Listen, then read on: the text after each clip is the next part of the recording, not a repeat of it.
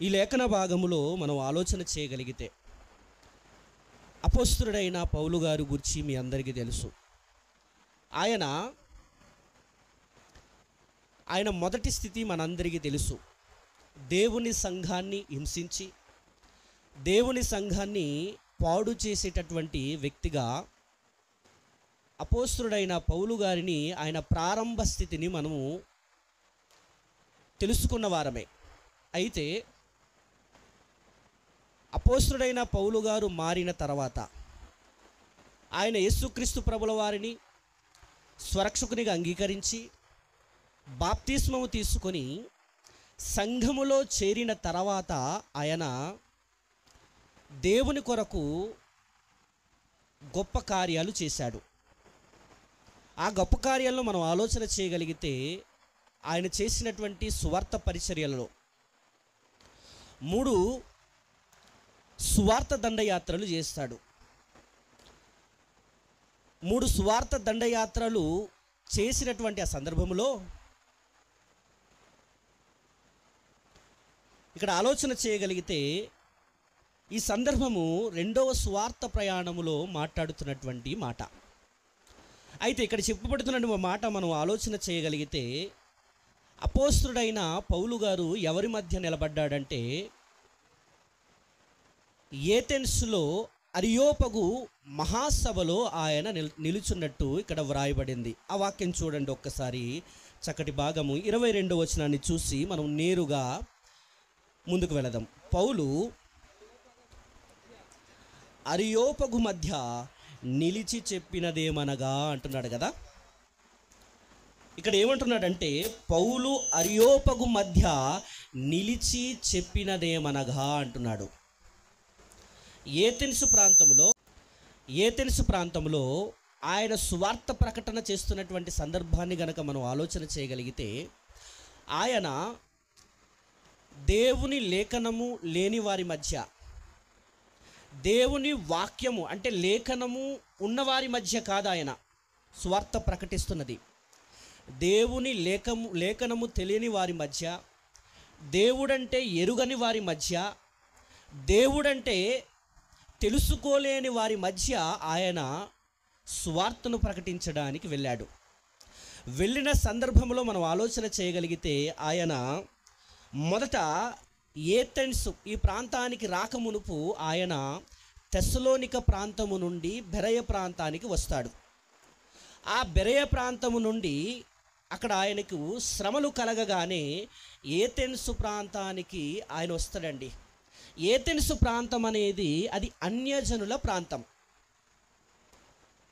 దేవుణ్ణి ఎరుగని వారున్న ప్రాంతం, సువార్త లేని ప్రాంతం, విగ్రహములను పూజించే ప్రాంతం, విగ్రహములను చేసుకొని దానిని అనుసరించే ప్రాంతములో దేవుని వాక్యాన్ని ప్రకటించటానికి అపోస్తలుడైన పౌలు గారు ఏథెన్సు ప్రాంతములు వచ్చి ఎవరి మధ్య నిలబడ్డాడంటే ప్రభునందు ప్రియమైన దేవుని వారలారా అరియోపగు మధ్య నిలిచి చెప్పినదేమనగా అంటున్నాడు. చూసారా, ఆయన ఏథెన్స్లో దేవుని కొరకు నిలబడినట్టు మనము గ్రహించగలం. అయితే ఈరోజు చాలామంది యవనస్తులు రావడం జరిగింది. ఈ యవనస్తులందరికీ బలపరిచే వాక్యాన్ని కొద్దిసేపు మీకు చెప్పబోతున్నాను కనుక చాలా జాగ్రత్త కలిగి వినాలని కోరుతున్నాను. ప్రభునందు ప్రియమైన దేవుని వారలారా, సందర్భం ఏంటంటే అపోస్తలుడైన పౌలు గారు అన్యజనుల మధ్య అంటే దేవునిని ఎరుగని వారి మధ్య దేవుని వాక్యాన్ని చెప్పటానికి ఆయన నిలబడ్డాడు. అదే అరియోపగు మహాసభ. వారి మధ్య ఆయన ఎలా నిలబడ్డాడంటే ఒంటరిగా నిలబడ్డాడు. ఈరోజు యవనస్తుల కోసము బలపరిచే మాట ప్రభునందు ప్రేమన దేవుని వర్లరా, యవనుడా లే దేవుని కొరకు నిలబడవా, యవనుడా దేవుని కొరకు నువ్వు నిలబడలేవా అనే విషయాన్ని మీకు తెలియజేయటానికి ప్రయత్నం చేస్తున్నాను. అపోస్తలుడైన పౌలు గారు ఏథెన్సు ప్రాంతములో అన్యజనుల మధ్య ఆయన ఒంటరిగా దేవుని కొరకు నిలబడ్డాడు. ఆ ప్రాంతం ఎటువంటిదంటే ప్రభునందు ప్రేమని దేవుని వారలారా, విగ్రహములతో నిండిన ప్రాంతం. ఆ విగ్రహములతో నిండిన ప్రాంతం అంటే అక్కడ యేసుక్రీస్తు ప్రభుల వారిని తెలుసుకునేవారు ఉంటారా? దేవుణ్ణి ఎరిగిన వారు ఉంటారా? అంటే దేవుణ్ణి ఎరుగని ప్రాంతంలో, యేసుక్రీస్తు ప్రభుల వారిని స్వరక్షకునిగా అంగీకరించని ప్రాంతములో, దేవుని వాక్యము తెలియని వారి ప్రాంతములో ఆయన దేవుని వాక్యాన్ని చేతపట్టి ఒంటరిగా నిలబడ్డాడు దేవుని కొరకు. ఈరోజు నువ్వు నేను మనము దేవుని వాక్యాన్ని చేతపట్టి దేవుని కొరకు మనం ఒంటరిగా నిలబడగలమా? మనము దేవుని కొరకు నిలబడ్డానికి సాహసించగలమా? ప్రభునందు ప్రేమైన దేవుని వల్లరా, అపోస్తలుడైన పౌలు గారు యేసుక్రీస్తు ప్రభుల వారిని నమ్మిన తర్వాత ఆయన యేసుక్రీస్తు వారిని లోకాన్ని చూపించటానికి ఆయన ఎలా నిలబడ్డాడంటే, అరియోపగు, చూడండి ఇక్కడ చెప్తున్నాడు 22వ వచనంలో, పౌలు అరియోపగు మధ్య నిలిచి చెప్పినదేమనగా, అంటే అరియోపగు అంటే చిన్నది కాదండి, చాలా గొప్ప జ్ఞానుల సభలో యేసుక్రీస్తు ప్రభుల వారిని ప్రకటించటానికి ఆయన ఒంటరిగా నిలబడ్డాడు. ఆయన ఒంటరిగా నిలబడ్డ పరిస్థితులు ఎలా ఉన్నాయి అనేది మనం ఆలోచన చేయగలిగితే 4 పాయింట్లు చెప్తానండి మీకు అర్థమయ్యేటట్టు. ఇది మీ మనసులో పెట్టుకుంటే, నేను కూడా ప్రభువు కొరకు నిలబడాలి, నేను కూడా దేవుని కొరకు ఒంటరిగా నిలబడాలనే ఒక చక్కటి శక్తి లేదా ఆలోచన మనకు ఖచ్చితంగా వస్తుంది. ప్రభునందు ప్రేమన దేవుని వల్లరా, దాంట్లో మనం ఆలోచన చేయగలిగితే, ఎవరి మధ్య ఆయన నిలబడ్డాడు? అరియోపగుల మధ్య నిలబడ్డాడు ఆయన, అన్యజనుల మధ్య నిలబడ్డాడు ఆయన. ఎలా నిలబడ్డాడంటే దేవుని కొరకు ఒంటరిగా నిలబడ్డాడు. చూడండి, ఒంటరిగా ఒక్కడే దేవుని కొరకు ఎటువంటి పరిస్థితుల్లో ఆయన నిలబడ్డాడో మనం ఆలోచన చేయగలిగితే 16వ వచనాన్ని చూడండి ఒకసారి. పౌలు ఏథెన్సులో వారి కొరకు కనిపెట్టుకొని ఉండగా ఆ పట్టణము విగ్రహములతో నిండి ఉండుట చూచినందున అతని ఆత్మ పరితాపము పట్టలేకపోయెను అంటున్నాడు. ఇక్కడ మొదటి పాయింట్ ఏంటంటే, విగ్రహములతో నిండిన ప్రాంతములో ఆత్మ పరితాపము పట్టలేక ఒంటరిగా నిలబడ్డాడు. ఒంటరిగా నిలబడ్డాడని ఎందుకు చెప్తున్నానంటే అండి, పై భాగంలో మనము, మీరు తర్వాత ఇంటికి వెళ్ళిన తర్వాత చదవండి, అక్కడ ఏమని ఉంటుందంటే, తెస్సలోనిక ప్రాంతము నుండి శ్రమలు కలగగానే బెరయ ప్రాంతానికి వస్తాడు. బెరయ ప్రాంతములో అక్కడ వాక్యము బాగా ధ్యానించే వాళ్ళు ఉన్నారు. పౌలు సీలలు చెప్పినవి అలా ఉన్నవో లేవో అని పరిశోధించే బెరయ సంఘం ఉంది. ప్రతి దినము లేఖనాలు పరిశోధించే సంఘం ఉంది. అక్కడ కూడా పౌలు గారికి శ్రమలు వచ్చాయి. పౌలు గారికి శ్రమలు రాగానే పౌలు గారితో కొందరున్నారండి. వారిలో ఎవరంటే తిమోతి, శీల. వీరు బెరయలో ఉండిపోతారండి. శ్రమలు రాగానే వారిని బెరయ ప్రాంతములో, బెరయ అనే ఈ ప్రాంతములో పౌలు గారు ఏం చేస్తారంటే ఉంచేస్తాడు. ఉంచి ఈయన ఒంటరిగా ఎక్కడికి వస్తాడంటే ఏథెన్సు ప్రాంతానికి రావడం జరుగుతుంది. ఇక్కడ చూడండి ఒక్కసారి 15వ వచనంలో ఆ మాట ఉంటుంది. పౌలును సాగనంప వెళ్ళిన వారు అతన్ని ఏథెన్సు పట్టణం వరకు తోడుకొని వచ్చి శీలయు తిమోతియు సాధ్యమైనంత శీఘ్రముగా అతని యొద్దకు రావాలని ఆజ్ఞ పొంది బయలుదేరి పోయిరి. అంటే చూడండి, ఒక అన్యజనుల ప్రాంతములో, దేవుని ఎరుగని ప్రాంతములో, విగ్రహములతో నిండిన ప్రాంతములో ఒంటరిగా అరియోపగు మహాసభలో ఆయన ఎవరి కొరకు నిలబడ్డాడు? క్రీస్తు కొరకు నిలబడ్డాడు. క్రీస్తు సువార్తను ప్రకటించటానికి నిలబడ్డాడు. ఎలా నిలబడ్డాడంటే ఒంటరిగా నిలబడ్డాడు. దాంట్లో మనం ఆలోచన చేయగలిగితే ఆ ప్రాంతం ఎటువంటిదో చూడండి ఒక్కసారి. 16వ వచనంలో మరోసారి చదువుదాము.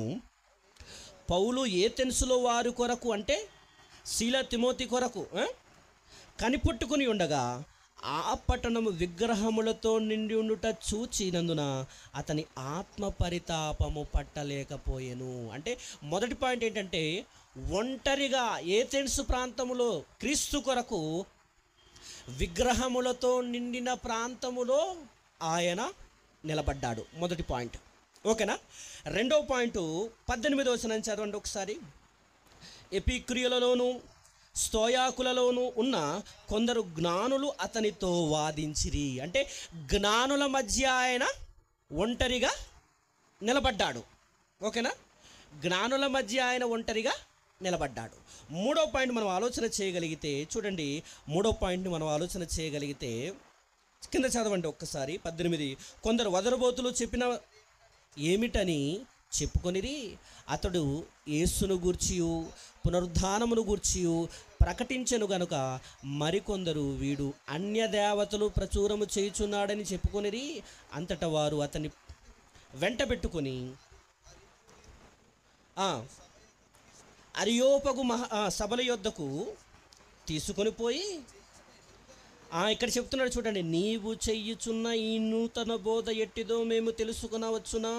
కొన్ని కొత్త సంగతులు మా చెవిలో వినిపించుచున్నావు గనుక వీటి భావమేమో మేము తెలుసుకున్న గోరుచున్నామని చెప్పిరి. ఏథెన్సు వారందరూ అక్కడ నివసించు పరదేశులను ఏదో క్రొత్త సంగతి చెప్పుటయందును వినుటయందు మాత్రమే కాలము గడిపేవారు. అంటే మూడో పాయింట్ ఏంటంటే, ప్రభునందు ప్రేమైన దేవుని వాళ్ళరా, ఏదో క్రొత్త సంగతి చెప్పుటయందును వినుటయందును మాత్రమే కాలము గడిపే వారి మధ్య ఆయన నిలబడ్డాడు. ఏథెన్సు ప్రాంతంలో పౌలు గారు అన్యజనుల మధ్య నిలబడ్డాడు కదా, ఒంటరిగా నిలబడ్డాడు కదా. ఒంటరిగా ఎవరి మధ్య నిలబడ్డాడంటే, ఆయన విగ్రహములతో నిండిన ప్రాంతములో ఆయన ఒంటరిగా నిలబడ్డాడు. రెండవది ఏంటంటే, జ్ఞానుల మధ్య ఆయన ఒంటరిగా నిలబడ్డాడు. మూడోది ఏంటంటే, ఏదో క్రొత్త సంగతి చెప్పుటయందును వినుటయందును కాలము గడిపే వారి మధ్య ఒంటరిగా జీవవాక్యాన్ని చేతపట్టి వారిని మార్చటానికి నిలబడ్డాడు. ప్రభునందు ప్రేమైన దేవుని వాళ్ళరా, అంటే ఎంత గొప్ప విషయం. అన్యజనుల ప్రాంతములో, దేవుణ్ణి ఎరుగని ప్రాంతంలో వెళ్ళి ఒంటరిగా దేవుని కొరకు నిలబడాలంటే ఎంత గొప్ప గట్స్ ఉండాలండి, అవునా కాదా? మనం కూడా చాలామంది చూడండి, మనం ఒంటరిగా ఫీల్ అవుతుంటామండి. నేను ఒక్కడినే ఆ ప్రాంతానికి వెళ్ళి దేవుని సేవ చేయాలా, దేవుని మాటలు చెప్పాలా, దేవుని గురించి తెలియజేయాలా, నేను ఒక్కడనే ఉన్నాను అని మనల్ని మనం ఏమైపోతుంటామంటే మదన పడిపోతుంటాం, బాధపడిపోతుంటాం.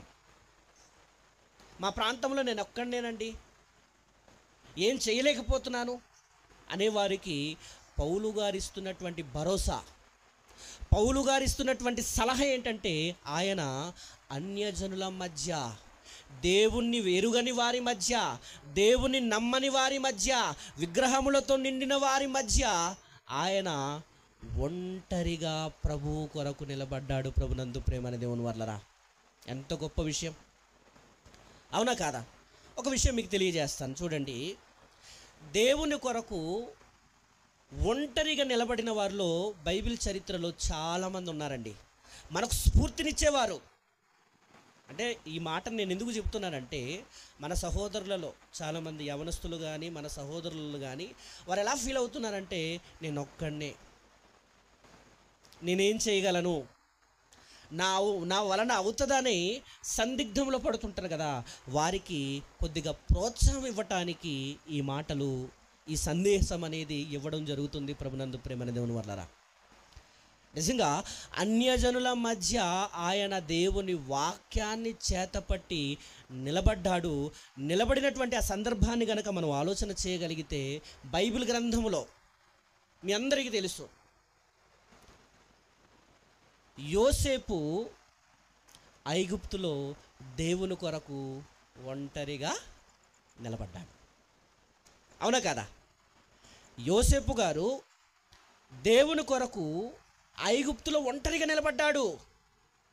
మోసే ఫరో ఎదుట ఒంటరిగా ఫరో ఎదుట నిలబడ్డాడు. దావీదు గారు ఎవరు ఎదుట నిలబడ్డాడు చెప్పండి? ఒక సవాలు చేస్తాడండి గొలియాతు, దేవుణ్ణి దూషిస్తాడనమాట. దేవుణ్ణి దూషించిన ఆ గొలియాతు ముందు ఒంటరిగా దేవుని కొరకు పౌరుషము కలిగి నిలబడిన వ్యక్తి దావీదు గారు. ఆయన ఏమంటాడంటే, ఈ సున్నతి నా దేవుణ్ణి దూషించటానికి ఈ సున్నతి లేని ఫిలిస్తీయుడు ఏపాటివాడు, ఎంతటివాడు అని తెగించి దేవుని కొరకు నిలబడ్డాడు. ప్రభునందు ప్రేమని దేవుని వర్లరా. అలాగే మనందరికీ తెలుసు ఏలియా దేవుని కొరకు ఎలా నిలబడ్డాడు? రోషము కలిగి ఒంటరిగా. యెజబేలు, ఆహాబులు దుర్మార్గుల పరిపాలన, అది ఆ కాలంలో కరువు అనేది ఉంది.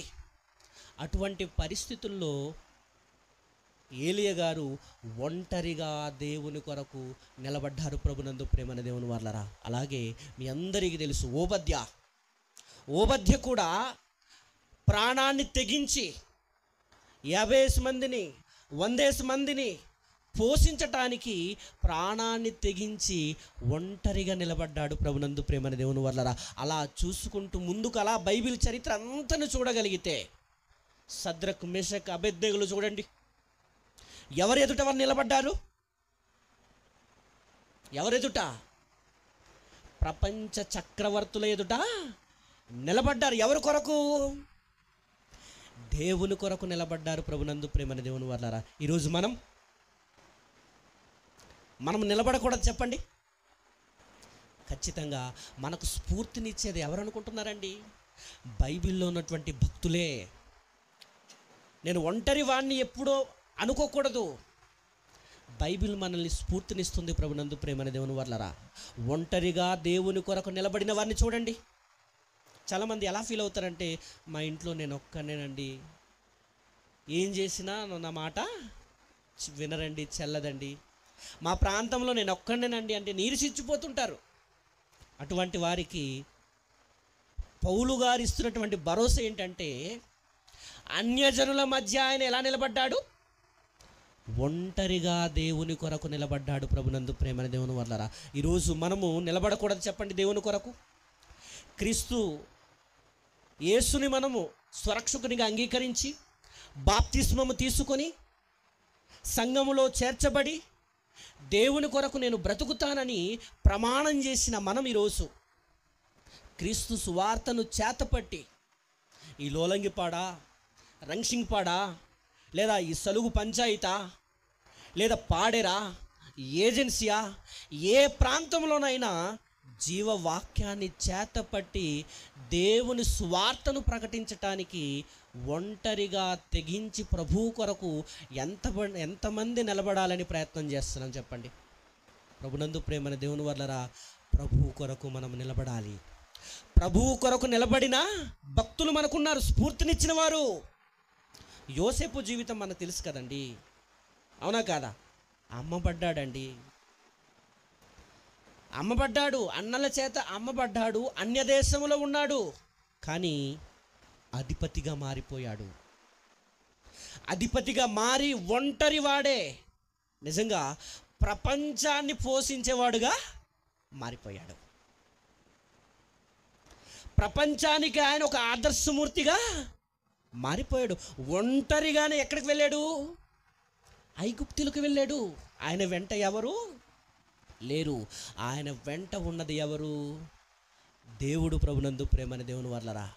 యోసేపు గారితో ఉన్నది ఎవరంటే, తోడుగా ఉన్నది ఎవరంటే దేవుడు తప్ప మనుషులంటూ ఎవరు లేరండి. అటువంటి పరిస్థితుల్లో ఆయన ఒంటరిగా భక్తిని నిక్కచ్చిగా ఒక యవనస్తుడుగా, మనం మధ్యాహ్నం మాట్లాడుకున్నాం కదండి, యవనస్తులుగా, నిజంగా యవనస్తుడుగా ఆయన ఒంటరిగా వెళ్ళిన ఆయన దేవుని కొరకు నిలబడి ఏం చేశాడంటే, ప్రపంచాన్ని పోషించేవాడుగా, ప్రపంచానికి ఒక ఆధారమైన వ్యక్తిగా, ప్రపంచ చరిత్రని మార్చివేసే వ్యక్తిగా ఎవరిని చూడగలుగుతున్నామంటే యోసేపు గారిని చూడగలుగుతున్నాము. ఈరోజు యోసేపు మనకు స్ఫూర్తి కాదా? చెప్పండి ఒకసారి. యోసేపు గారు మనకు స్ఫూర్తి కదండి. అవునా కాదా? మోసే గారు మనకు స్ఫూర్తి కాదా? అదెందుకండి, మనందరికీ తెలిసిన స్టోరీయే. అదేంటంటే దావీదు. దావీదు తృణీకరింపబడినవాడు, కడసారి పుట్టినవాడు, కుటుంబంలో చిన్నవాడు. అటువంటి ఆయన అన్నలకు ఆహారాన్ని ఇవ్వటానికి వెళ్ళి గొలియాతు యొక్క మాట విని, గొలియాతు ఏమని చెప్పాడు? దేవుణ్ణి దూషిస్తాడండి. ఆ దూషణ మాట విని ఒక మాట అంటాడు. చూడండి ఒక్కసారి ఆ మాట వెళ్ళి ముందుకు వద్దాము. చక్కటి మాట. సమూయేలు మొదటి గ్రంథము 16వ అధ్యాయం అనుకుంటా. చూడండి ఒక్కసారి.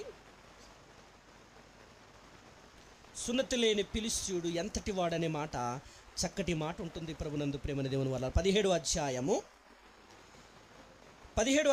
26వ వచనం చూడండి ఒక్కసారి. దావీదు చూడండి చెప్తున్నాడు ఇక్కడ. దావీదు ఎటువంటి ఒంటరిగా ఎవరి కొరకు నిలబడుతున్నాడు? అక్కడ సైన్యమే ఉంది కానీ భయపడిపోతుంది కదా. ఫిలిష్తీయుల సైన్యానికి ఇశ్రాయేలు సైన్యము, రాజు భయపడిపోతున్నారు, బెదిరిపోతున్నారు.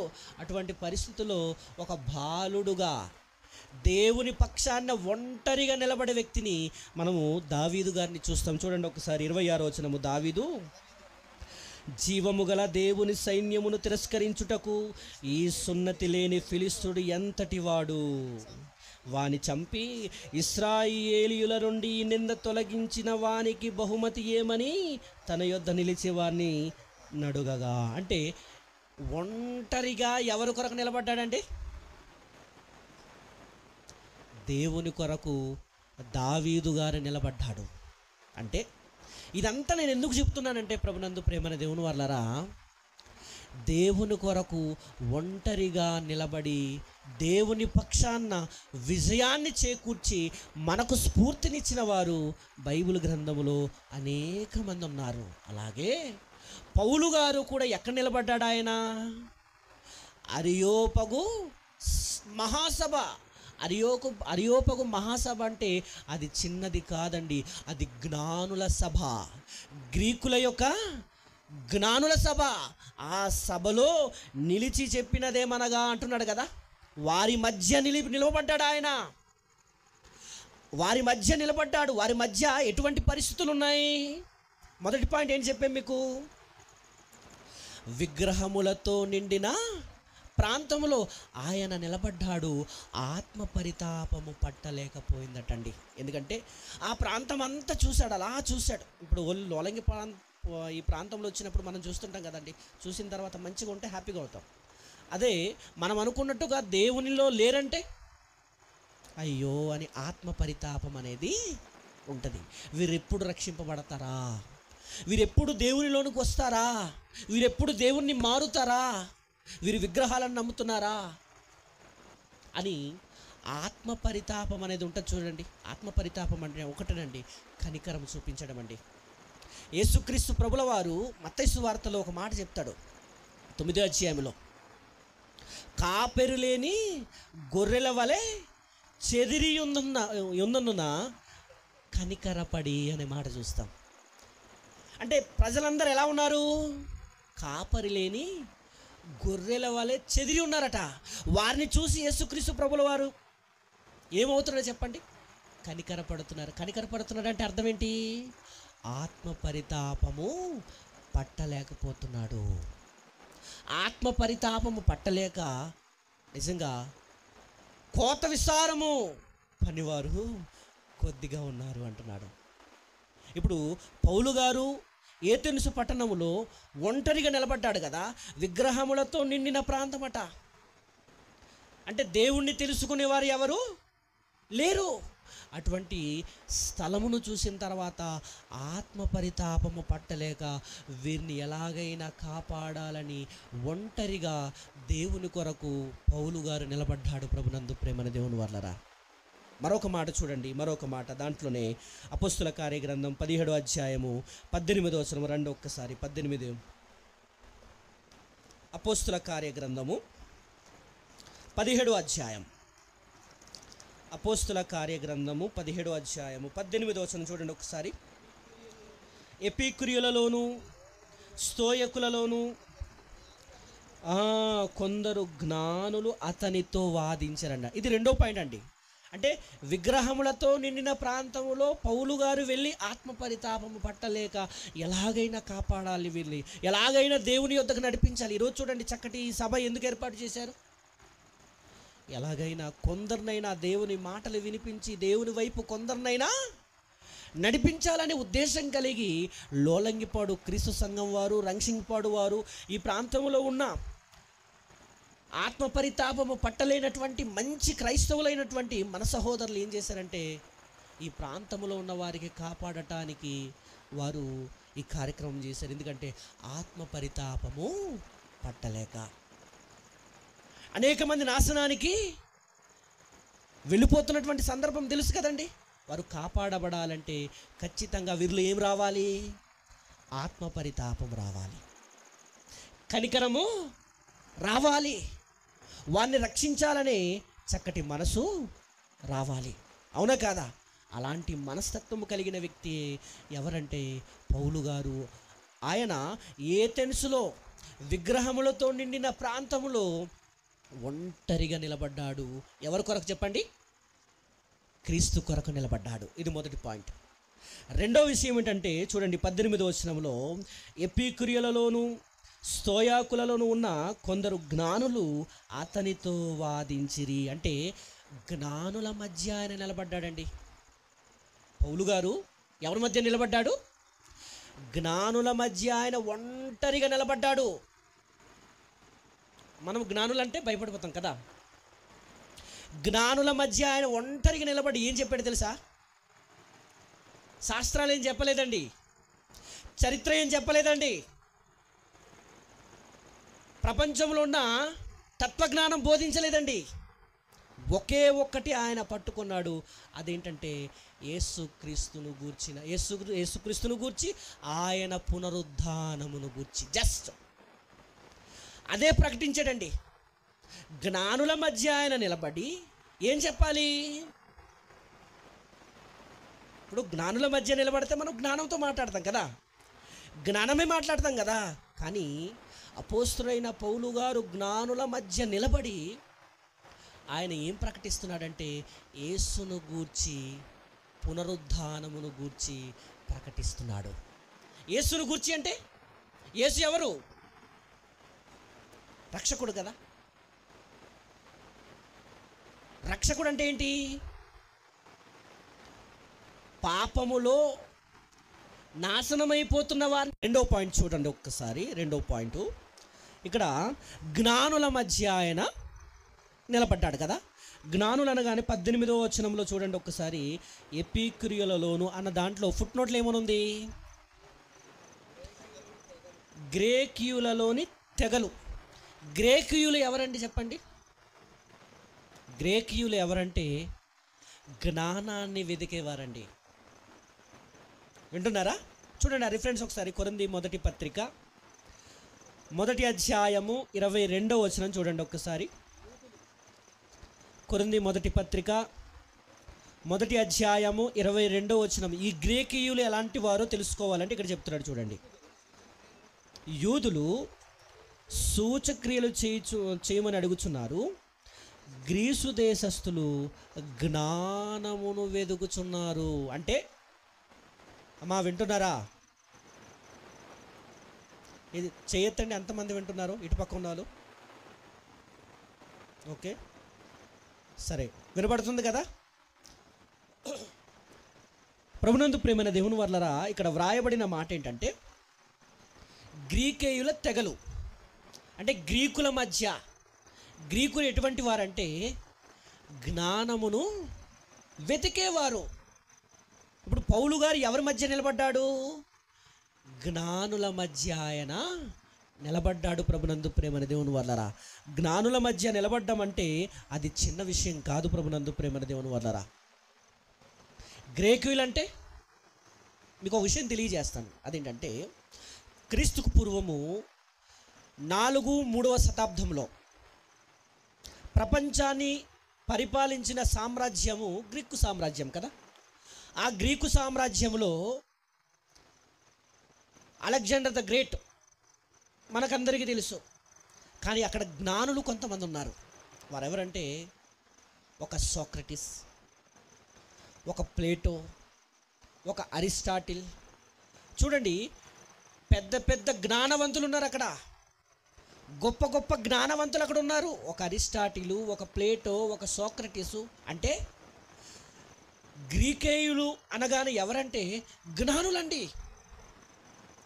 జ్ఞానుల మధ్య ఆయన ఒంటరిగా నిలబడి ఆయన ప్రకటిస్తున్నది ఏమనుకుంటున్నారు? ఒకే ఒకటి, యేసుక్రీస్తును గూర్చి, పునరుద్ధానమును గూర్చి. మరి ఏది ప్రకటించట్లేదు. అంటే జ్ఞానుల మధ్య నిలబడి ఆయన ఒంటరిగా నిలబడ్డా సరే ఆయన యేసుక్రీస్తును గూర్చి ప్రకటిస్తున్నాడంటే ఒకసారి ఆలోచన చేయండి. ఆయన కూడా జ్ఞానవంతుడండి. ఎవరు? పౌలు గారు గొప్ప జ్ఞానవంతుడు. జ్ఞానుల మధ్య నిలబడి ఆయన తన జ్ఞానాన్ని ఉపయోగించలేదండి. చూస్తారా? కొరింథీ మొదటి పత్రిక 2వ అధ్యాయము 1వ వచనం చూడండి ఒకసారి. జ్ఞానుల మధ్య నిలబడి జ్ఞానాన్ని ఉపయోగించలేదు, లోక జ్ఞానాన్ని. కొరింథీ మొదటి పత్రిక 2వ అధ్యాయము 1వ వచనం. సహోదరులారా, నేను మీ యొద్దకు వచ్చినప్పుడు వాక్చాతుర్యముతో కానీ జ్ఞాన అతిశయముతో కానీ దేవుని మర్మమును మీకు ప్రకటించుచు వచ్చిన వాడను కాను. ఎంత అద్భుతమైన మాట అండి కదా. ఇక్కడ ఏమంటున్నాడంటే, సహోదరులారా, నేను మీ యొద్దకు వచ్చినప్పుడు ఎవరి మధ్యకు? గ్రీకుల మధ్యకు, గ్రీకుల తెగల మధ్యకు, అంటే జ్ఞానుల మధ్యకు ఆయన వెళ్ళినప్పుడు, మీ యొద్దకు వచ్చినప్పుడు వాక్చాతుర్యముతో కానీ జ్ఞాన అతిశయముతో కానీ దేవుని మర్మమును మీకు ప్రకటించిన వాడను కాను. నేను యేసుక్రీస్తును అనగా సిలువ వేయబడిన యేసుక్రీస్తును తప్ప మరి దేనిని మీ మధ్య నేను నెరగకుందునని నిశ్చయించుకుంటుని. అంటే యేసుక్రీస్తును తప్ప వాక్చాతుర్యము కానీ జ్ఞాన అతిశయమును కానీ నేను ఉపయోగించలేదు. నేను యేసుక్రీస్తును తప్ప, సిలువ వేయబడిన యేసుక్రీస్తును తప్ప మరి దేనిని నేను ప్రకటించలేదు అంటున్నాడు ప్రభునందు ప్రేమని దేవుని వాళ్ళరా. అంటే జ్ఞానుల మధ్య నిలబడి ఆయన ప్రకటిస్తున్నది ఏంటంటే యేసుక్రీస్తును గూర్చి, పునరుద్ధానమును గూర్చి. మనలో చాలామంది అనుకుంటారు ఏంటంటే, బాగా పాండిత్యం తెలుసుకొని ఉండాలండి, చరిత్రలు తెలిసి ఉండాలండి, పుస్తకాలు చదివి ఉండాలండి, అనేక లోక జ్ఞానంలో కూడా పట్టుండాలండి అనుకుంటారు. చెప్పండి, చాలామంది ప్రిపరేషన్ ఎలా చేస్తారు? ఇక ప్రకటిస్తే ఎలా కాదు, జ్ఞానుల్ని జ్ఞానంతోనే కొట్టాలి కదా, శాస్త్రవేత్తలను శాస్త్రంతోనే కొట్టాలి అని అనుకుంటాం. కానీ ఇక్కడ జ్ఞానుల మధ్య ఆయన నిలబడి ఏం చెప్తున్నాడు చెప్పండి? యేసుక్రీస్తును తప్ప, యేసును గూర్చిని తప్ప, ఆయన పునరుద్ధానమును గూర్చి తప్ప ఏమి ప్రకటించట్లేదంటే పౌలు గారు మనకు నేర్పిస్తున్న పాఠం ఏంటంటే, ప్రభునందు ప్రేమన దేవుని వాళ్ళరా, ఒంటరిగా నిలబడ్డ ధైర్యముగా యేసును గూర్చి నువ్వు బాగా తెలుసుకో, ఆయన పునరుద్ధానమును గూర్చి బాగా తెలుసుకో, యేసుక్రీస్తును గూర్చి సవివరముగా. ఇదిగో యేసుక్రీస్తు ప్రభుల వారు భూమి మీద మన పాపముల కొరకు ఆయన వచ్చాడు. ఆయన మనం పాపము చేత, అపరాధముల చేత చచ్చిన వారముగా ఉన్నాము. చచ్చిన మనల్ని బ్రతికించటానికి దేవుడు పంపిన రక్షకుడే యేసుక్రీస్తు అని తెలుసుకొని ఉంటే చాలా ప్రభునందు ప్రేమన దేవుని వాళ్ళరా. దేవుడు పంపిన రక్షకుడు యేసుక్రీస్తు. ఆ యేసుక్రీస్తు మన కొరకు ఆయన చనిపోయాడు, ఆయన సమాధి చేయబడ్డాడు, ఆయన 3వ దినాన తిరిగి లేచాడని ఆయన పునరుద్ధానమును గూర్చి ప్రకటించగలిగే జ్ఞానం మనకుంటే చాలండి. ఎందుకంటే గ్రీకేయుల మధ్య, జ్ఞానుల మధ్య వాక్చాతుర్యము కానీ జ్ఞాన అతిశయము కానీ ఉపయోగించక యేసుక్రీస్తును గూర్చి ప్రకటించాడంటే ఒక్కసారి ఆలోచన చేయండి. మనలో చాలామంది అనుకుంటారు, అన్ని మేళయించి ఇంకా సబ్జెక్ట్ ఇస్తే కదా ఇవ్వండి, తప్పేం కాదు, ఇవ్వచ్చు. కానీ మనకు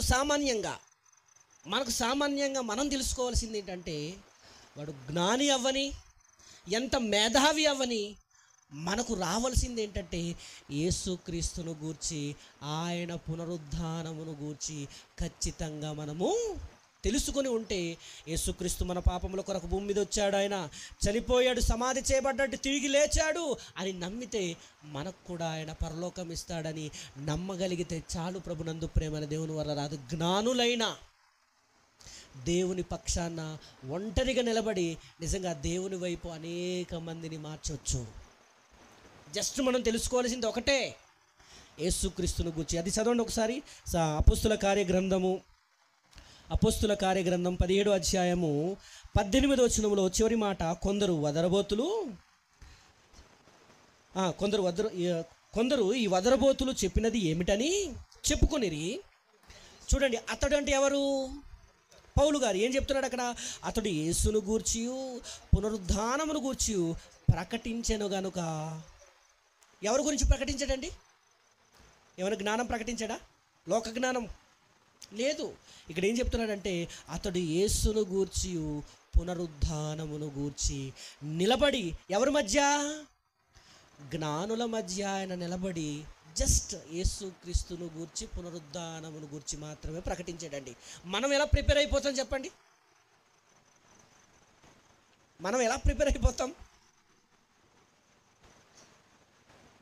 ప్రభునందు ప్రేమైన దేవుని వాళ్ళరా, నిజంగా చెప్తున్నానండి, యేసుక్రీస్తు ప్రభుల వారిని గూర్చిన జీవిత చరిత్ర, యేసుక్రీస్తును గూర్చిన పునరుద్ధానమును గూర్చి, ఆయన తిరిగి రాబోతున్నాడని ఈ కొద్దిపాటి విషయాలు తెలుసుకున్నా సరే జ్ఞానుల మధ్య నిలబడి యేసుక్రీస్తు ప్రభుల వారిని నమ్మించవచ్చు. ప్రభునందు ప్రేమైన దేవుని వాళ్ళరా, యేసుక్రీస్తు ప్రభుల వారిని నమ్మించాడు. ఆయన ఒంటరిగా జ్ఞానుల మధ్య నిలబడ్డాడు. అది ఈ లోక జ్ఞానము కాదు, ఈ లోక అధికారుల జ్ఞానము కాదు. అది ఏ జ్ఞానం అంటే, జగతుత్పత్తికి ముందుగానే దేవుడు మన మహిమ నిమిత్తం కొరకు నియమించబడిన జ్ఞానం. అది చెవులకు వినబడలేదు, హృదయంలో గోచరము కాలేదు. అది ఎలా మనకు వస్తుందంటే, తన ఆత్మ వలన మనకు బయలుపరుస్తాడట. ప్రభునందు ప్రేమని దేవుని వాళ్ళరా, అంటే ఎవరైతే యేసుక్రీస్తు ప్రభుల వారిని స్వరక్షకునిగా అంగీకరిస్తారో, బాప్తిస్మము పొందుతారో, బాప్తిస్మం పొందుకుంటారు చూసారా, అప్పుడు ఆత్మ మన దగ్గరకు వస్తాడు చూసారా, అప్పుడు ఆ మర్మములన్నీ పరిశుద్ధాత్ముడు మనకు బోధిస్తాడటండి. దేవుని సంగతులన్నీ బోధిస్తాడు. ఒక మనిషిలోని సంగతులు అతనిలో ఉన్న మనుషాత్మిక కానీ మరి ఎవరికి తెలియదు. అలాగే దేవుని సంగతులు దేవుని ఆత్మకి తప్ప మరి ఎవరికి తెలీదు. దేవుని సంగతులు అంటే, దేవుని సంగతులు ఒక మనిషిలో ఉన్న సంగతులు మనం తెలుసుకోలేకపోతున్నాం కదా. ఇప్పుడు దేవుని సంగతులు తెలుసుకోగలమా? ఇప్పుడు దేవుని సంగతులు తెలియజేయాలంటే ఎవరైనా తెలియజేయగలరా? ఎవ్వరూ తెలియజేయలేరండి. దేవుని సంగతులు తెలియజేయాలంటే ఒకే ఒక్కరు, అది పరిశుద్ధాత్ముడు.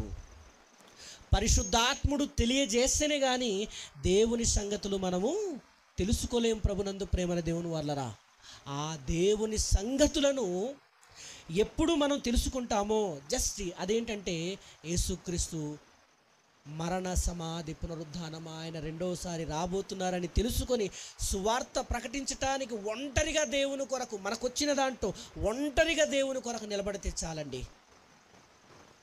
అలాగే నిలబడ్డాడు ఒంటరిగా. ఎవరి మధ్య? జ్ఞానుల మధ్య, గ్రేకీయుల మధ్య, జ్ఞానమును వెదికే వారి మధ్య ఒంటరిగా నిలబడి ఎవరి గురించి ప్రకటించారు చెప్పండి? యేసును గూర్చి ప్రకటించారు. అంటే మనము కూడా ఒంటరిగా నిలబడ్డా, ఎంత పెద్ద జ్ఞానవంతుడవని యేసును గూర్చి ప్రకటిస్తే చాలండి. యేసుక్రీస్తును గూర్చిన ప్రకటన మనకు వచ్చి ఉంటే చాలు. ఎందుకంటే చాలా గొప్ప విషయం దాంట్లోనే ఉంది. మనం అనుకుంటాము లోక జ్ఞానమే గొప్పది అనుకుంటాం, కానీ లోక జ్ఞానాన్ని పౌలు గారు ఉపయోగించలేదు. ఇది రెండో విషయం. మూడో విషయం చెప్పి నేను ముగించేస్తాను. ఇక్కడ చూడండి, 21వ వచనమును మనం చూడగలిగితే, ఏథెన్సు వారందరూ అక్కడ నివసించు పరదేశులు ఏదో ఒక క్రొత్త సంగతి చెప్పుటయందును వినుటయందును మాత్రమే తమ కాలము గడుపుచుండువారు. వీళ్ళు ఎలాంటి వారట? మనలో కూడా చాలామంది ఎలాంటి వాళ్ళు ఉన్నారు? కొత్తదైతే ఎక్కడికైనా వస్తారు, పాతదైతే విన్నదే కదా అన్న, ఎంత చెప్తారు వింటాము కదా. అంటే ఏదో క్రొత్త సంగతిని వినుటయందు మాత్రమే కాలం గడిపేవారు, క్రొత్త సంగతులు చెప్పుట మాత్రమే అందే కాలము గడిపేవారట. చాలామంది చూడండి టైటిల్ చూసుకుని వస్తారండి, అవునా కాదా? మాటికి అవే బోధిస్తున్నారండి, ఎంత వినాలి అని చెప్పుకునేవారులే చెప్పండి. అంటే ఏదో కొత్త సంగతి, ఏదో కొత్త బోధ, ఏదో కొత్తదనం రావాలి అంటే మొదటి శతాబ్దములో పౌలు గారు ఎవరి మధ్య నిలబడ్డాడు? ఏదో క్రొత్త సంగతి అంటే అప్డేట్స్. చూడండి న్యూస్ అప్డేట్స్ ఉంటాయి కదా మనకు. ఇప్పుడు టెక్నాలజీ పెరిగింది కదా, ఈ టెక్నాలజీలో ఎన్ని అప్డేట్స్ వచ్చాయండి? అన్ని అప్డేట్స్ కావాలి, అప్డేట్స్ లేకపోతే వినే బుద్ధి పుట్టదు. ప్రభునందు ప్రియమైన దేవుని వారలారా, ఇక్కడ 3వ పాయింట్లోనికి ఉన్నాం. ఏదో క్రొత్త సంగతులు చెప్పుటయందును వినుటయందును కాలము గడిపేవారు. అంటే వినేవారే కానీ జీవించేవారు లేరు, చెప్పేవారు మాత్రమే కానీ దాని ప్రకారంగా నడుచుకునేవారు కారు. అంటే పౌలు గారు ఎవరి మధ్య నిలబడ్డాడు? ఎవరి మధ్య నిలబడ్డారంటే ఇదిగో ఏదో క్రొత్త సంగతులు వినుటయందు చెప్పుటయందు మాత్రమే కాలము గడిపే వారి మధ్య నిలబడ్డాడు. నిలబడి ఆయన మాట్లాడుతున్నప్పుడు ఆశ్చర్యపడ్డారు ప్రభునందు ప్రేమని దేవుని వల్లరా. ఏదో కొత్త సంగతులు మా చెవిలో వినిపించుచున్నావు అంటున్నారు, చూసారా? అంటే ఏథెన్సులో ఉన్నవారు ఎలాంటి వారంటే ఏదో కొత్తదనాన్ని కోరుకునేవారు, ఏదో కొత్తదనాన్ని కోరుకునేవారు. కానీ పౌలు గారు ఏం ప్రకటిస్తున్నారు? యేసును గూర్చి, ఆయన పునరుద్ధానమును గూర్చి ప్రకటించటానికి ఆయన అరియోపగుల సభల మధ్య ఒంటరిగా జీవవాక్యాన్ని చేతపట్టి నిలబడ్డాడు. ప్రభునందు ప్రేమని దేవుని వల్లరా, జీవవాక్యాన్ని చేతపట్టి ఎవరి మధ్య? విగ్రహములతో నిండిన వారి మధ్య, జ్ఞానుల మధ్య, ఏదో క్రొత్త సంగతులు చెప్పుటయందును వినుటయందును మాత్రమే కాలము గడిపే వారి మధ్య నిలబడి జీవవాక్యాన్ని చేతపట్టి చూపించాడు. ప్రభునందు ప్రేమని దేవుని వాళ్ళరా, జీవవాక్యాన్ని చేతపట్టి చూపించాడు. మనందరికీ తెలుసు. ఫిలిప్పీ పత్రిక తీయండి ఒకసారి.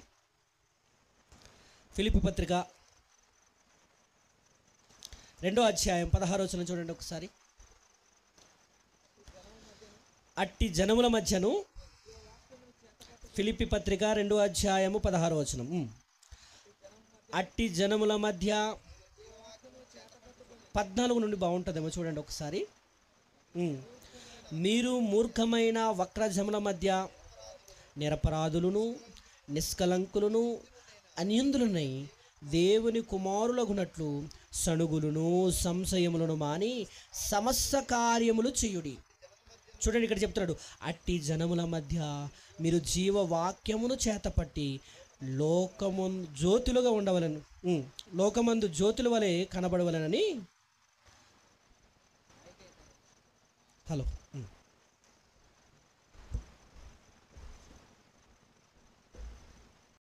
మన మధ్య ముఖ్య వాక్యోపదేశకులు రావడము చాలా సంతోషము. చిన్న విషయం ఉంది, అది చెప్పి నేను ముగించేస్తాను. ముఖ్య వాక్యోపదేశంలోనికి మనం వెళ్ళిపోదాము.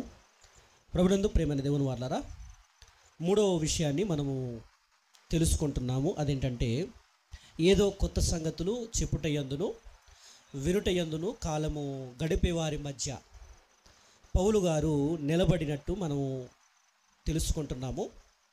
చూడండి, ఈరోజు అనేక మంది ఏదో క్రొత్త సంగతులు, ఏదో అప్డేట్స్ ప్రతిదీ తెలుసుకోవటానికి ప్రయత్నం చేస్తున్న వారి మధ్య ఆ కాలములోనే ఏదో క్రొత్త సంగతులు వినటము అలాగే చెప్పటము అనే విషయం మీద కాలము గడిపే వారి మధ్య పౌలు గారు ఉన్నట్టు మనందరికీ తెలుసు. అలాగే ఈ రోజులో కూడా ఏదో కొత్త సంగతులు వినటానికి మాత్రమే తమ జీవితాన్ని గడిపే వారిని మనము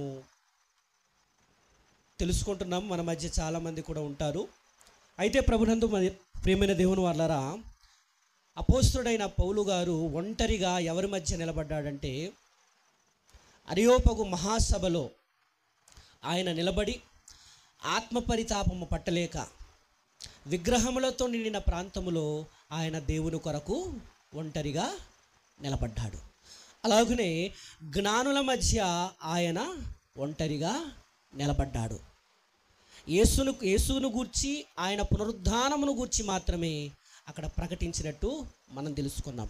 మూడోది ఏంటంటే, ఏదో క్రొత్త సంగతులు చెప్పుటయందును వినుటయందును కాలము గడిపే వారి మధ్య ఆయన అరియోపగు మహాసభలో నిలబడి ఆయన చెబుతున్నది ఏంటంటే, ప్రభునందు ప్రేమని దేవుని వాళ్ళరా, చూడండి ఒకసారి కింద భాగం చదివి మనము ముగించేద్దాము. కింద భాగం అపోస్తుల కార్య గ్రంథము 17వ అధ్యాయము 21వ వచనము నుండి 22వ వచనము నుండి మనం చదివి ముందుకు వెళ్ళి ముగించేద్దాం. పౌలు అరియోపగు మధ్య నిలిచి చెప్పినదేమనగా, చూడండి ఇక్కడ చెప్తున్నాడు, ఏథెన్సు వారలారా, మీరు సమస్త విషయములో అతి దేవత భక్తి గలవారై ఉన్నట్టు నాకు కనబడుచున్నది. నేను సంచరించుచు మీ దేవత ప్రతిమలను చూచుచుండగా ఒక బలిపీఠము నాకు కనబడెను, దాని మీద తెలియబడని దేవునికి అని వ్రాయబడి ఉన్నది. కాబట్టి మీరు తెలియక దేనియందు భక్తి కలిగి ఉన్నారో దానినే నేను మీకు ప్రచురపరుచుచున్నాను. ఇక్కడ ఏథెన్సు వారి మధ్య ఆయన నిలబడ్డాడు. ఎటువంటి పరిస్థితులు ఉన్నాయంటే, అక్కడ విగ్రహములతో నిండిన ప్రాంతం. ఆ ప్రాంతంలో వారి యొక్క భక్తిని ఆయన చూసి ఆయన ఏమంటున్నాడంటే, అక్కడ ఉన్న వారి యొక్క భక్తిని, అతి దేవతా భక్తి గలవారై ఉన్నట్టు నాకు కనబడుచున్నది. నేను సంచరించుచు మీ దేవత ప్రతిమలను చూచుచుండగా ఒక బలిపీఠము నాకు కనబడెను, దాని మీద తెలియబడని దేవునికి అని వ్రాయబడి ఉన్నది. అంటే తెలియబడని దేవుడు, వారు నమ్ముతున్నారు కానీ ఏంటో వారికి తెలియదు, అలా వ్రాయబడి ఉంది అని చెబుతూ, మీరు దేన్ని తెలియక నమ్ముతున్నారు. నేను ఇక్కడ కింద ఒక మంచి మాట చెప్తున్నాడు చూడండి. కాబట్టి తెలియక దేనియందు భక్తి కలిగి ఉన్నారో దానినే నేను మీకు ప్రచురపరచుచున్నాను అంటున్నాడు. మీరు తెలియక నమ్ముతున్నారు అని చెబుతూ కింద ఒక మాట చెప్తున్నాడు చూడండి. జగత్తు అందలి సమస్తమును నిర్మించిన దేవుడు తానే ఆకాశమునకును భూమికిని ప్రభు అయినందున హస్తాకృతాలయములో ఆయన నివసింపడు. ఆయన అందరికీ జీవమును ఊపిరిని సమస్తమును దయచేవాడు గనుక తనకు ఏదైనా కొదవ ఉన్నట్టు మనుషులతో చేతులతో సేవింపబడినవాడు కాడు. అంటే దేవుణ్ణి చూపెడుతున్నాడు. ఏ ప్రాంతంలో? ఏథెన్సులో, విగ్రహములతో నిండిన ప్రాంతము, జ్ఞానుల మధ్య నిలబడ్డాడు ఆయన. జ్ఞానులున్న ప్రాంతము, ఏదో క్రొత్త సంగతులు చెప్పుట వినే ప్రాంతంలో ఆయన ఏం చెప్తున్నాడంటే, తెలియబడని దేవునికి నమ్మేవారు గూర్చి ఏం చెప్తున్నాడంటే, జగత్తు అందలి సమస్తము నిర్మించిన దేవుడు ఎవరంటే అని చెబుతున్నాడు. జగత్తు అందలి సమస్తము నిర్మించిన దేవుడే దేవుడు. ఆ దేవుడు ఎవరంటే మనందరికీ తండ్రి అని కింద చెప్తాడండి. 26వ వచనంలో చెప్తాడు. ఏమంటాడంటే, మరియు యావత్ భూమి మీద కాపురముండుటకు ఆయన ఒకని నుండి ప్రతి జాతి మనుషులను సృష్టించి వారు ఒకవేళ దేవుణ్ణి తడువులాడి కనుగొందురేమో అని తన్ను వెదుకు నిమిత్తము నిర్ణయ కాలమును వారి నివాస స్థలము యొక్క పొలిమరలను ఏర్పరచెను. ఆయన మనలో ఎవనికి దూరముగా ఉండువాడు కాడు. మనం ఆయన యందు బ్రతుకుచున్నాము, చలించుచున్నాము, ఉనికి కలిగి ఉన్నాము. చూసారా? అంటే దేవుని గూర్చి అక్కడ ప్రకటిస్తున్నాడు. ప్రభునందు ప్రేమని దేవుని వల్ల జగత్తు అందలి సమస్తము నిర్మించిన దేవుడే దేవుడు అని అలా ప్రకటిస్తూ, ఆయన యందు మనం బ్రతుకుచున్నాము, ఆయన యందే మనం చలించుచున్నాము, ఉనికి కలిగి ఉన్నాము అని చెబుతూ చివరికి వచ్చేసరికి ఎలా పరిచయం చేసి ముగిస్తున్నాడు చూడండి ఒకసారి. 30వ వచనము 28 నుండి చూడండి ఒకసారి, చదివి ముగించేద్దాము. మనం ఆయన యందు బ్రతుకుచున్నాము, చలించుచున్నాము, ఉనికి కలిగి ఉన్నాము. అటువలే మనం ఆయన సంతానమని మీ కవిశ్వరులలో కొందరు అనుకొనుచున్నారు.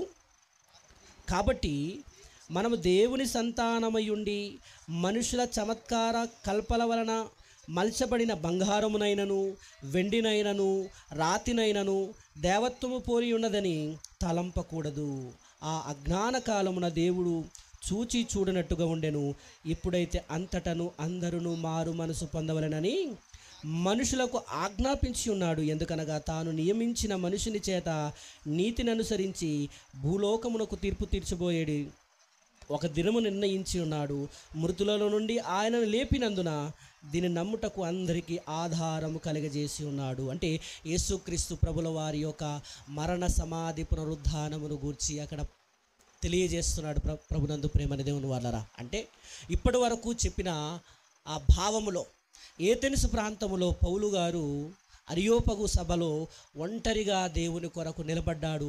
సత్యవాక్యాన్ని, జీవవాక్యాన్ని చేతపట్టి వారి మధ్య నిలబడి దేవుడెవరో తెలియజేశాడు. ప్రభునందు ప్రేమని దేవుని వాళ్ళరా, కనుక మనము కూడా ఆయా ప్రాంతంలో స్వార్థ ప్రకటించడానికి వెళుతున్నప్పుడు, మనం ఒంటరిగా ఉన్నప్పుడు మనము భయపడకూడదు. సత్యవాక్యాన్ని మనము ప్రకటించేవారుగా ఉండాలి. 3 పాయింట్లు తెలియజేశారు. అదేంటంటే అరియోపగు సభలో ఆయన నిలబడినప్పుడు విగ్రహములతో నిండిన ప్రాంతంలో నిలబడ్డాడు, మొదటి విషయము. రెండోది ఏంటంటే జ్ఞానుల మధ్య ఆయన నిలబడ్డాడు. తర్వాత ఏదో క్రొత్త సంగతులు చెప్పుటయందు వినుటయందు కాలము గడిపే వారి మధ్య నిలబడ్డాడు. దేవుని వాక్యాన్ని వారికి ప్రకటించారు. అనేక మందిని అక్కడ మార్చినట్టు మనకు కనబడుతుంది. ప్రభునందు ప్రేమని దేవుని వారలారా, అలాగే మనము కూడా స్వార్థ ప్రకటించి అనేక మందిని మార్చేవారుగా ఉండాలని కోరుతూ ఈ అవకాశం ఇచ్చినందుకు మీ అందరికీ వందనాలు తెలియజేస్తూ నా మాటలు ముగిస్తున్నాను. అందరికీ వందనాలు అండి. Thank you so much. గట్టిగా చప్పట్లు కొట్టి అభినందిద్దాం.